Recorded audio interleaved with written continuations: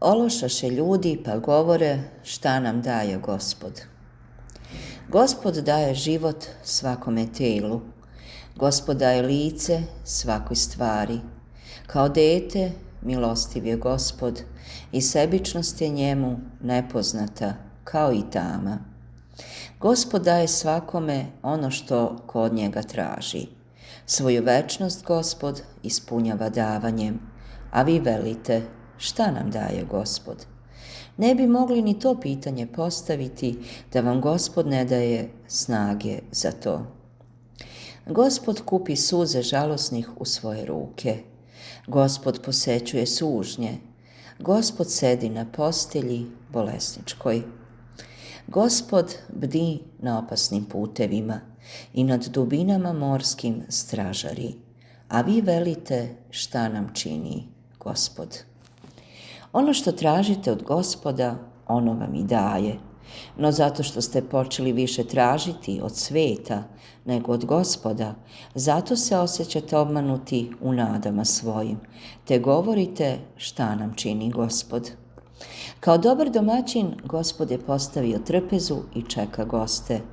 Pažljiv je Gospod na kucanje i brz da otvori vrata svakome gostu. Na njegovoj trpezi nagomilani su nesanjani darovi. Za njegovom trpezom mnogo je sedišta. Ko pogodi njegova vrata i zakuca, neće biti vraćen. A vi velite, zašto nam Gospode ne otvori kad kuca smo? Zato što sumnjom kucaste u vrata Gospodnja, a verom u vrata sveta. Na vratima vaše duše stoji Gospod sa metlom, gotov da na poziv počisti vam dušu od silne nečistoće i sa kandilima i mirisima da je počišćenu namiriše i sa devojačkim nakitima da je ukrasi. Stoji Gospod i čeka na poziv vaš.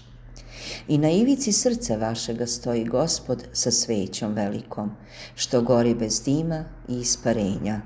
Stoji Gospod i čeka na poziv vaš, da unese sveću u srce vaše i osvetli ga. I sagori u srcu vašem sav strah i sve strasti i sve rugobne želje i izagna iz njega sav dim i zao miris. I na ivici uma vašega stoji Gospod sa svojom mudrošću i svojim jezikom, gotov da na poziv vaš uđe unutra i razagna sve lude misli, sve prljave utiske, sve pogrešne dojmove i pojmove i izbriše iz uma vašega sve nepostojane slike. Stoji Gospod i čeka da unese svoj razum i svoje pečate i svoje reči. A vi velite, gde je Gospod? Na ivici vašeg života. Zato vam je život pogrbljen, da je Gospod u sredini, gde je on bio u početku i gde mu je mesto, život vaš bi bio uspravan i vi bi videli Gospoda i ne bi pitali gde je Gospod. Ološa ste, zato pitate gde je Gospod. Predobar je Gospod, zato ga loši ne poznaju.